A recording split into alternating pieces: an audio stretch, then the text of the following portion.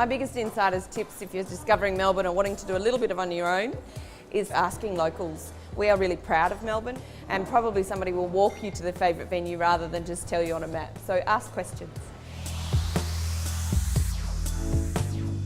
There's some amazing bars around Melbourne. We talk a lot about the wine bars, but the pub scene or the beer scene in Melbourne is pretty awesome. In terms of my favourite bars, I do have a new one, and it's called Shebeen. It's a couple of young guys who started as a social enterprise. So you feel like you're in the middle of Africa, and you can go in there and have great bum in baguettes and awesome beers from all over the world, and a certain percentage goes back to the community that produced those products.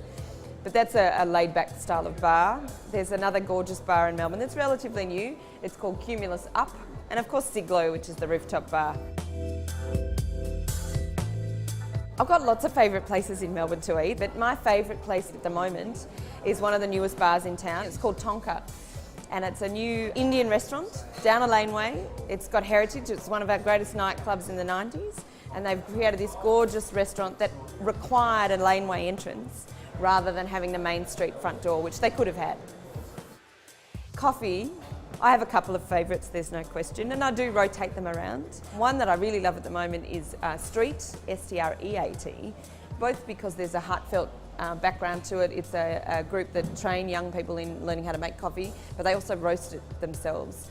Gets people into a feel-good idea about how they have their coffee.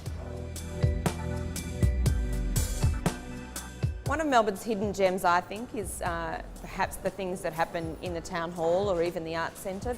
Those artistic things that are not the main theatres that we go to, but public performances that are a little bit under the radar. They're young artists that are exhibiting in big venues. But of course the State Library and some of the galleries that we have are pretty spectacular. I'd also send them to the MCG, even if there's not a game on, because the Sporting Museum there is pretty spectacular.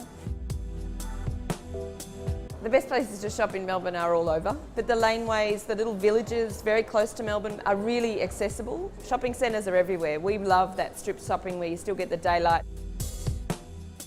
There's lots of cliches about Melbourne's personality, but I would certainly describe it as a quiet achiever that certainly loves to get on with the job and probably doesn't shout from the rooftops its best benefits, but once you find them, it becomes your best friend.